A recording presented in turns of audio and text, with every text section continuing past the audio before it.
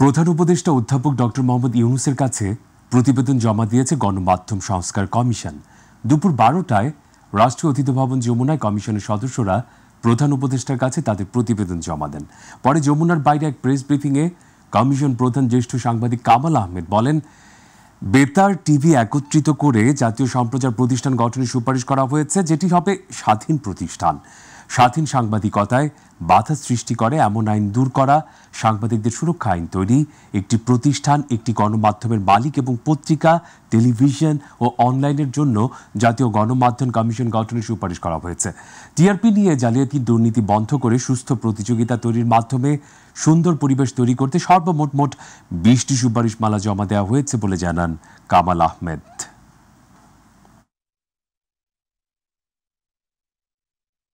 এই কমিশন কাজ করার ক্ষেত্রে প্রথমেই যেটা ভেবেছে যে কমিশনের গণমাধ্যমের যে বর্তমান বাস্তব অবস্থা, এই বাস্তব অবস্থা একদিনের সৃষ্টি না, এটা গণমাধ্যমের দীর্ঘদিনের যে প্রক্রিয়া পরিবর্তন, সেই পরিবর্তনের মধ্য দিয়ে এসছে।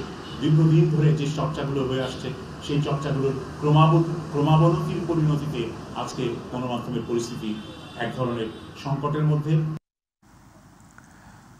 অন্তর্বর্তী সরকারের জবাবদিহিতা নিশ্চিত করতে হবে বলে মন্তব্য করেছেন বিএনপি মহাসচিব মির্জা ফখরুল ইসলাম আলমগীর। তিনি বলেন, কোনো গোষ্ঠীকে রাজনৈতিক ফায়দা দিতে গিয়ে সরকার যেন বিতর্কিত না হয়ে পড়ে। সকালে নয়াপল্টন এক ব্রিফিংয়ে তিনি কথা বলেন। ফ্যাসিবাদ বিরোধী ঐক্য নষ্ট না করে দ্রুত নির্বাচন দেওয়ার দাবি জানান বিএনপির মহাসচিব। মাহবুব সৈকতের আরও তথ্য। জাতীয় স্থায়ী কমিটির বৈঠকে আলোচিত দলীয়, জাতীয় এবং আন্তর্জাতিক বিভিন্ন বিষয় তুলে ধরতে গুলশানে দলীয় চেয়ারপারসনের রাজনৈতিক কার্যালয়ে বিএনপি মহাসচিবের সংবাদ সম্মেলন। একটি নির্বাচিত সংসদই কেবল উপযুক্ত ফোরাম। রোববার জাতীয় ঐক্যমত কমিশনে বিএনপির প্রতিবেদন জমা দেওয়ার কথা জানিয়ে সংস্কার নিয়ে দলগুলোর কাছ থেকে মতামত চাওয়ার পদ্ধতির সমালোচনা করেন তিনি। যে বিষয়গুলো প্রস্তাব আকারে আসতে পারত, তা প্রস্তাব না রেখে লিডিং কোশ্চেনের আকারে হ্যাঁ বা না উত্তর দিতে বলা হয়েছে। যেমন প্রস্তাবগুলো গণপরিষদের মাধ্যমে বাস্তবায়ন চাই কি না, হ্যাঁ বা না বলুন। কিন্তু প্রথমে সিদ্ধান্ত আসতে হবে যে গণপরিষদের প্রস্তাবে আমরা একমত কিনা। সংস্কারকে ইস্যু বানিয়ে নির্বাচন পিছিয়ে দেওয়ার বিতর্কের কোনো সুযোগ নেই বলেও মন্তব্য করেন বর্ষিয়ান এই রাজনীতিবিদ। সংস্কার আগে নির্বাচন পরে কিংবা নির্বাচন আগে সংস্কার পরে এই ধরনের অনাবশ্যক বিতর্কের কোনো অবকাশ নেই। যেহেতু সংস্কার কি চলমান প্রক্রিয়া, সংস্কার ও নির্বাচন প্রক্রিয়া দুটোই একসাথে চলতে পারে। রাজনৈতিক দলগুলোর ঐক্যমতের ভিত্তিতে একটি চার্টার অফ রিফর্মস সংস্কার সনদ তৈরি হতেই পারে। নির্বাচিত সরকার পরবর্তীতে যা বাস্তবায়ন করবে। যে কোনো ধরনের বিতর্ক এড়িয়ে চলতে অন্তর্বর্তী সরকারকে পরামর্শ দেন এই নেতা। সুতরাং অন্তর্বর্তী সরকারকে সর্বোচ্চ নিরপেক্ষতার অবস্থান বজায় রাখতে হবে। কোনো মহলকে রাজনৈতিক ফায়দা হাসিলের এজেন্ডা যেন সরকারের কর্মপরিকল্পনার অংশ না হয়, সেদিকে সজাগ দৃষ্টি রাখতে হবে। আগামীতে একটি শক্তিশালী রাজনৈতিক সরকার প্রতিষ্ঠার জন্য ফ্যাসিবাদ বিরোধী সকল শক্তিকে ঐক্যবদ্ধ থাকার উপরও জোর দেন মির্জা ফখরুল ইসলাম আলমগীর। বিদ্যমান ফ্যাসিবাদ বিরোধী জাতীয় ঐক্য এই দেশ এবং দেশের মানুষের মূল চালিকা শক্তি। এই ঐক্যকে অক্ষুণ্ণ রেখে এই দেশকে এগিয়ে নিয়ে যেতে হবে, এর কোনো বিকল্প নেই। মাহবুব সৈকত, মাই টিভি, ঢাকা। ঐক্যমত্য কমিশনের দিয়ে নির্বাচন প্রার্থী হওয়ার ন্যূনতম বয়স 21 বছরের বদলে 23 বছর করার প্রস্তাব দিতে যাচ্ছে জাতীয় নাগরিক পার্টি এনসিপি। আর ভোটারের বয়স 16 বছর করার প্রস্তাব আগামীকাল জমা দেবে বলে জানিয়েছেন দলটির যুগ্ম আহ্বায়ক সারোয়ার তুষার। সকালে বাংলা মোটরে জাতীয় নাগরিক পার্টির অস্থায়ী কার্যালয়ে এক সংবাদ সম্মেলনে তিনি কথা জানান। সারোয়ার তুষার জানান, রোববার দুপুরে জাতীয় ঐক্যমত্য কমিশনের প্রস্তাব ও মতামত জমা দেবে তারা। এছাড়া 166টি সংস্কার প্রস্তাবের মধ্যে 111টি আলোচনা ছাড়াই বাস্তবায়ন সম্ভব বলে জানিয়েছে ঐক্যমত্য কমিশন। তবে এনসিপির দাবি 111টি সুপারিশ নিয়ে আরও আলোচনা করা দরকার। এই দুটো পদ্ধতির মধ্যে আমাদের মূলত আছে যে আপনারা দেখেছেন যে আমরা কিন্তু শুরু থেকে বলে এসেছি যে আমরা একটা নতুন গণতান্ত্রিক সংবিধান চাই বা অর্থাৎ সংবিধান পুনর্লিখন চাই, এবং সেটা করার জন্য আমরা সবচেয়ে ভালো পদ্ধতি মনে করি যে গণপরিষদ নির্বাচন।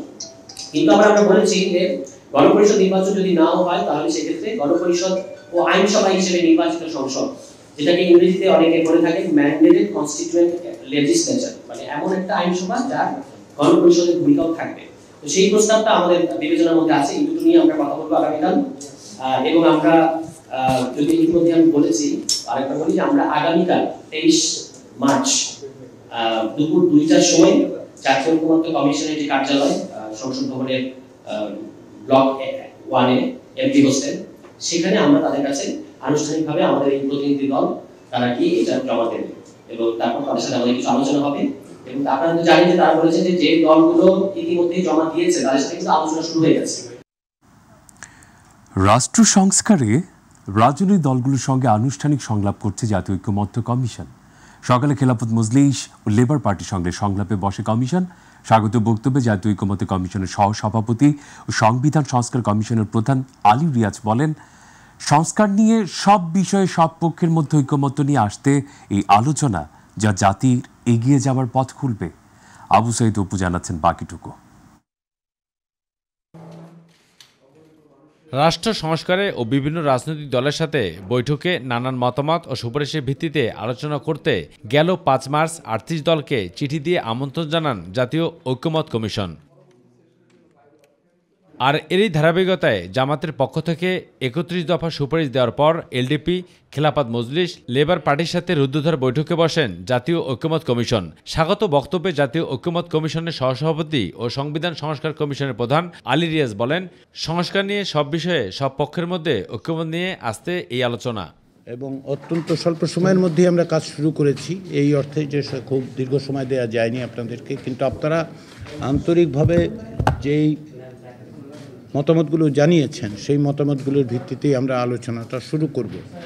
এবং আমরা আশা করি যে আলোচনা শুধু আপনাদের সঙ্গে না, অন্যান্য রাজনৈতিক দলের সঙ্গে আলোচনা অব্যাহত থাকবে এবং তার মধ্য দিয়ে আমরা এক জায়গায় আসতে পারবো স্বল্পতম সময়ের মধ্য দিয়ে। বৈঠক শেষে সংবিধানে ইসলামের স্পষ্ট বিধান বিরোধী কোনো আইন করা যাবে না উল্লেখ করে বলেন, আওয়ামী লীগের বিচার না হওয়া পর্যন্ত তারা কোনো নির্বাচনে অংশগ্রহণের কোনো সুযোগ নেই বলে জানান খেলাফত মজলিসের ডক্টর আহমদ আব্দুল কাদের।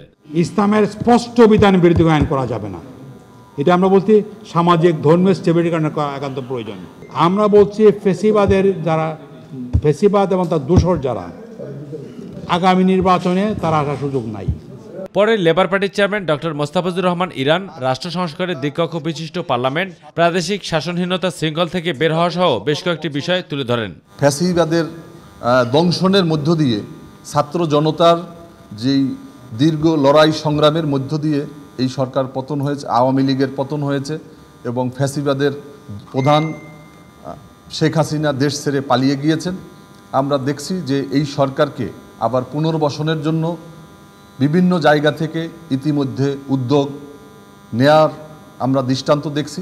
জাতীয় ঐক্যমত্য কমিশনের সাথে গেল বৃহস্পতিবার থেকে রাজনৈতিক দলগুলোর বৈঠক শুরু হয়েছে। জামাত সহ 16টি রাজনৈতিক দল বেশ কিছু সংস্কার প্রস্তাবনা দিয়েছে, তার ভিত্তিতে চলছে আলোচনা। আগামীকাল বিএনপি ও জাতীয় নাগরিক পার্টি বৈঠকে বসবে জাতীয় ঐক্যমত্য কমিশনের সাথে। আবু সাইদ অপু, মাই টিভি, ঢাকা। আগামী 48 ঘন্টার মধ্যে আওয়ামী লীগ নিষিদ্ধের ব্যাপারে সিদ্ধান্ত না আসলে সারা দেশ থেকে ঢাকা অবরোধ করার ঘোষণা দিয়েছে জুলাই আন্দোলনে আহতদের সংগঠন ওয়ারিয়ার্স অফ জুলাই। ঢাকা বিশ্ববিদ্যালয়ের রাজু ভাস্কর্যের সামনে বিক্ষোভ মিছিল শেষে অবস্থান নিয়ে ঘোষণা দেন জুলাই আন্দোলনে আহতদের সংগঠন ওয়ারিয়ার্স অফ জুলাইয়ের নেতারা। এই সময় তারা বলেন, আহতদের পঙ্গুত্বের থেকে বের করে সাধারণ জীবন ফিরিয়ে না দিয়ে, আমাদের শহীদদের জীবন ফিরিয়ে না দিয়ে আওয়ামী লীগের পুনর্বাসন এদেশে করতে দেয়া হবে না। এই সময় শেখ হাসিনার বিচার না হওয়া পর্যন্ত রাজপথ না ছাড়ারও ঘোষণা দেন তারা।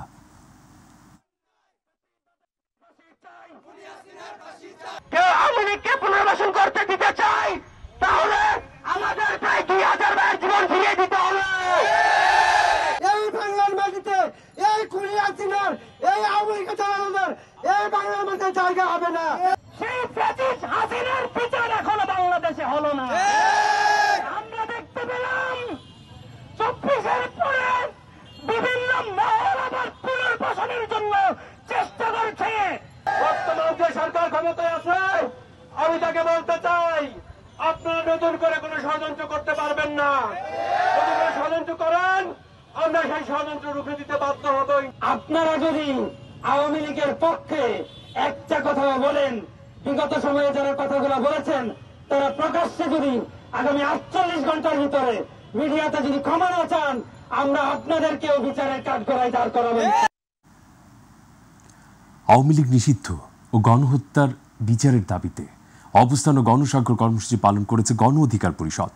জাতীয় প্রেস ক্লাবে আয়োজিত কর্মসূচিতে দলটির নেতারা অবিলম্বে আওয়ামী লীগকে নিষিদ্ধের দাবি জানান। এই সময় দলটির মুখপাত্র ফারুক হাসান জানান, বর্তমান সরকার 5 বছর থাকলেও গণহত্যার বিচার করতে পারবে না। এদিকে দলটির সাধারণ সম্পাদক রাশেদ খান বলেন, গণহত্যার বিচারের আগে আওয়ামী লীগ রাজনীতি করতে পারবে না।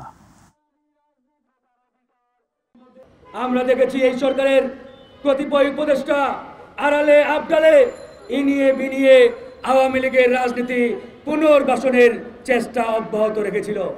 আমরা প্রতিবাদ করার পরে এ সকল উপদেষ্টারা এখন প্রকাশ্যে বলে না, তলে তলে আওয়ামী লীগের সাথে তারা সেই গোপন আতাত লিয়াজও অব্যাহত রেখেছে। আমরা হাসিনার সময় বলেছি, হাসিনা ক্ষমতায় থাকলে সুষ্ঠু নির্বাচন হবে না। এখনো বলতে চাই, এই দুজন ছাত্র উপদেষ্টা যদি সরকার থাকে তাহলে বাংলাদেশে কোনো অবাধ সুষ্ঠু নিরপেক্ষ নির্বাচন হবে না। অন্যান্য প্রসঙ্গ, জাতীয় পরিচয়পত্র সংশোধনের সব আবেদন চলতি বছরের জুন মাসের মধ্যে নিষ্পত্তি নির্দেশনা দিয়েছেন নির্বাচন কমিশনের সচিব আখতার আহমেদ। এনআইডি অনুবিভাগের মহাপরিচালক ASM হুমায়ুন কবিরকে এই সংক্রান্ত নির্দেশনা দিয়েছেন ইসি সচিব। গত 1 জানুয়ারি থেকে 16 মার্চ পর্যন্ত এনআইডি সংশোধনের আবেদন জমা পড়েছে 3,02,266টি। তার মধ্যে নিষ্পন্ন হয়েছে 1,79,926টি আবেদন। অবশিষ্ট আবেদন নিষ্পত্তির অপেক্ষায় রয়েছে। এই হিসেবে 2011 থেকে অদ্যাবধি 4,02,308টি আবেদন অনিষ্পন্ন রয়েছে। আগামী জুন মাসের মধ্যে সব অনিষ্পন্ন আবেদন নিষ্পত্তির উদ্যোগ গ্রহণ করতে নির্দেশনায় বলা হয়েছে। যানজট যেন রাজধানীবাসীর নিত্যসঙ্গী। প্রায় প্রতিদিনই যানজটে পড়ে নষ্ট হয় কর্মঘণ্টা। আর এই যানজটের অন্যতম কারণ ফিটনেসবিহীন লক্কর ঝক্কর বাস। কোনো নিয়মনীতি তোয়াক্কা না করেই রাজধানী জুড়ে দাপিয়ে বেড়াচ্ছে এইসব বাসগুলো। ঈদকে কেন্দ্র করে এই ফিটনেসবিহীন গাড়িগুলো শুধু রাজধানী নয়, সারা দেশের সড়ক দুর্ঘটনার অন্যতম কারণ হতে পারে বলে মনে করছেন যোগাযোগ বিশেষজ্ঞরা। আরও জানাচ্ছেন রাকিব হাসান তার প্রতিবেদনে। রাজধানী জুড়েই চলছে গণপরিবহনে নৈরাজ্য। কোনো নিয়ম নীতির তোয়াক্কা না করেই এক প্রান্ত থেকে অন্য প্রান্তে ছুটে বেড়াচ্ছে ফিটনেসবিহীন লক্করজকর বাসগুলো। ফিটনেসবিহীন গাড়ি রাস্তায় নামানোর অনুমতি না থাকলেও তা মানছেন না বাস মালিকরা। দেশে প্রায় প্রতিদিনই সড়ক দুর্ঘটনায় প্রাণ হারাচ্ছে মানুষ। সেই সঙ্গে সড়কে যানজট যেন এখন নিত্যচিত্র। বাংলাদেশ সড়ক পরিবহন মালিক সমিতির তথ্য মতে রাজধানীতে চলাচলকারী 74 কোম্পানির মধ্যে 36টি কোম্পানির গাড়ি সড়কে চলাচলের অযোগ্য। রাজধানী ঢাকার বিশৃঙ্খল গণপরিবহনে শৃঙ্খলা প্রতিষ্ঠা, লক্করজক্কর বাস উচ্ছেদ করে মানসম্মত উন্নত গণপরিবহন চালু করতে উদ্যোগ নিয়েছে অন্তর্বর্তী সরকার। ঢাকা মহানগরীর 20 বছরের পুরনো বাস মে মাসের মধ্যে উচ্ছেদ করার নির্দেশনা দিয়েছে সড়ক পরিবহন ও সেতু মন্ত্রণালয়। আগাম প্রস্তুতি হিসেবে ঢাকার সব রোড বিলুপ্ত করে 9টি রুটে 9 রঙের উন্নত বাস পরিষেবা চালুর নির্দেশনাও দেয়া হয়েছে। তবে সরকারের এমন নির্দেশনার অপব্যবহার করে নতুন উন্নত বাসের বদলে 20 থেকে 40 বছর যাবৎ নগরীতে চলাচলরত মেয়াদ উত্তীর্ণ লক্করজক্কর ফিটনেসবিহীন বাস রাতারাতি গোলাপি রং করিয়ে চলাচলের উদ্যোগ নেওয়া হয়েছে বলে অভিযোগ বাংলাদেশ যাত্রী কল্যাণ সমিতির মহাসচিব মোহাম্মদ মোজাম্মেল হক চৌধুরীর। সারা বাংলাদেশে লক্ষ্য করছে প্রায় 3 থেকে 4 লাখ ফিটনেসবিহীন যানবাহন সড়কে চলাচল করছে। উপরে কেবল লিপস্টিক লাগিয়ে গোলাপি রং ধারণ করলে অথবা পিঙ্ক কালার রং ধারণ করলেই এটার যাত্রী সেবার মান উন্নত হয় না, এটার আসনের অবস্থাও উন্নতি হয় না এবং ভেতরে যাতায়াতের যে নারকীয় পরিবেশ সেখান থেকে আমরা আসলে কোনোভাবে মুক্তি পাচ্ছি না। এদিকে সড়ক দুর্ঘটনা ও যানজটের প্রধান কারণ হিসেবে মেয়াদ উত্তীর্ণ লক্করজক্কর গাড়িগুলোকে দায়ী করছেন যোগাযোগ বিশেষজ্ঞ বাংলাদেশ প্রকৌশলী বিশ্ববিদ্যালয়ের সহকারী অধ্যাপক সাইফুন নেওয়াজ। অনেক ক্ষেত্রে দেখা যাচ্ছে যে ছোট ছোট গাড়ি যেগুলো হয়তো ঢাকা শহরের ভিতরে চলতো সেগুলো যাত্রী নিয়ে বেরোয় চলে যাচ্ছে, এবং এই গাড়িগুলোর চালকরা কিন্তু আসলে মহাসড়কে চালাতে অভ্যস্ত না। দ্বিতীয় হচ্ছে গাড়িগুলো লং জার্নির জন্য ফিট না। যানজটমুক্ত জনবান্ধব সড়কের জন্য বাস রুট ফ্র্যাঞ্চাইজিস ব্যবস্থা আনার পরামর্শও দেন তিনি। শহরের যানজট নিয়ন্ত্রণের জন্য কিন্তু আমাদের বাস রুট ফ্র্যাঞ্চাইজিতে যেতে হবে, কারণ আমরা বাস রুট ফ্র্যাঞ্চাইজি সিস্টেমটাকে নষ্ট করার জন্য আমার মনে হয় বিভিন্নভাবে চেষ্টা করা হচ্ছে, এবং তার মধ্যে নতুন করে দেখা গেলো ওই পুরনো সিস্টেমেই পুরনো গাড়িকে আমরা রংচং করে চালাচ্ছি কাউন্টার বেস, বাট এটা বেশি দিন থাকবে না। দেখা যাবে যে এখনই কিন্তু দেখা যায় একই রুটে অন্য যানবাহনের সাথে তাদের প্রতিযোগিতা থাকছে। রাকিব হাসান, মাই টিভি, ঢাকা। এবার প্রসঙ্গে ঈদের কেনাকাটা। ঈদের এখনো 10 দিন বাকি থাকলেও জমে উঠেছে রাজধানী ফুটপাত থেকে শুরু করে সব ধরনের বিপণী বিতান। অভিজাত শপিং মলগুলোতেও ক্রেতাদের পদভারে বেশ জমজমাট। সব বয়সের মানুষের সরব উপস্থিতি জানান দিচ্ছে আসছে খুশির ঈদ। তবে অতীতের মতো প্রতিবেশী দেশের আলোচিত কোনো চরিত্রের পোশাকের আধিপত্য এবার নেই বললেই চলে। আবু সৈয়দ উপর আরও একটি প্রতিবেদন। তাপস চন্দ্র দাস ছিলেন ক্যামেরায়। পবিত্র রমজানের মাঝামাঝি যখন অতিক্রান্ত, তখন প্রতি বছরের মতো এবারও রাজধানী সহ সারা দেশে জমে উঠেছে ঈদের বাজার ও কেনাকাটা। ঈদ মানেই একরাশ খুশি, রাশি রাশি আনন্দ, আর তা ধনী থেকে গরিব প্রায় সর্বত্রই সম্প্রসারিত। নিউ মার্কেট এলাকার চিত্র এটি। এখানে ঈদকে সামনে রেখে জমজমাট সব ধরনের বিপণী দোকানগুলোতে ক্রেতাদের পদভারে যেন মুখর। পবিত্র ঈদুল ফিতরের আনন্দকে বহুগুণ বাড়িয়ে দেয় আর বর্ণিল করে তোলে রকমারি ডিজাইন, বাহিরি রঙের কাপড় ও নকশায় বানানো পোশাক। তা শিশু থেকে বয়োবৃদ্ধ যে কোনো বয়সের হোক না কেন ছুটে আসছেন ঈদের বাজারে। ঈদ মানে তো একটা আনন্দ, তো সবারই কেনাকাটার জন্য আমরা নিউ মার্কেটে আসছি যাতে একটু কমের মধ্যে পাই। তো এবছর দেখতেছি সবকিছুর দাম অনেকটা বেশি। মেয়েদের তো শখই কেনাকাটা করা, তো কেনাকাটা করতে আসবে না, তো ঈদ বছরে একটা দিন তো সবাই কেনাকাটা করতে চায়। মূলত ঈদের কেনাকাটা করার জন্য আছি, আত্মীয়স্বজনের জন্য, পরিবারের জন্য কিছু কেনাকাটার জন্য আসছে আর কি। ধনীদের জন্য স্বর্ণালঙ্কার পছন্দনীয় হলো অপেক্ষাকৃত মধ্যবিত্ত, নিম্নবিত্ত ও দরিদ্রের জন্য ফুটপাতের গহনা ও কাচের চুড়ি পছন্দনীয়। আমার জন্য কিনতে আসছি, হাজবেন্ডের জন্য, বাচ্চার জন্য, তো এখন শুধু আমার জন্য কেনাকাটা করছি। বয়সের সাথে সাথে আমাদের বাচ্চাদের জন্য, পরিবারের জন্য আসলে শপিংটা প্রতি বছরে আসলে করে, এটাই আমাদের জন্য আনন্দ আর কি। দেখা যাচ্ছে বড় বড় মার্কেটে গেলে দুই একটা কালেকশন দেখতেছি, ভালো লাগতেছে না, কিন্তু প্রাইস বেশি। আর এখানে হচ্ছে প্রাইসও কম, প্লাস হচ্ছে আপনার কালেকশন বেশি। চোখ ধাঁধানো আলোকসজ্জার শপিং মল, মার্কেট ও ফুটপাতে শোভা পাচ্ছে নান্দনিক ডিজাইনের সব পোশাক। ইতিমধ্যে ক্রয় বিক্রয় শুরু হয়েছে। তবে অতীতের প্রতিবেশী কোনো দেশের মুভির সাথে মিল রেখে যেসব পোশাক ছেয়ে যেত বাজারে, সেই সব পোশাকের দাপট এবার না থাকায় দেশীয় পোশাকের দিকে ঝুঁকছেন ক্রেতারা বলে জানান ব্যবসায়ীরা। সবারই একটা আশা ভরসা আছে যে 10 দিন ইনশাল্লাহ একটা টার্গেট থাকে, টার্গেটটা যেন পূরণ হয়। এখন থেকে বেচে কিনা যে 10 দিন আছে, এই আমাদের খুচরার দোকানদার, এখন থেকে বেচে কিনা হবে। সামনে যে কদিন আছে আলহামদুলিল্লাহ আমরা আশা করি সামনের দিনগুলো আমাদের ভালো যাবে ইনশাল্লাহ। রমজানের রোজা শেষে আসছে খুশির ঈদ, আর তাই তো রাজধানীর বিপণী বিতান থেকে শুরু করে ফুটপাত, এমন কোনো জায়গা নেই যেখানে নিম্নবিত্ত, মধ্যবিত্ত কিংবা উচ্চবিত্তরা কাপড় কেনাকাটা করতে ছুটে যাচ্ছেন না।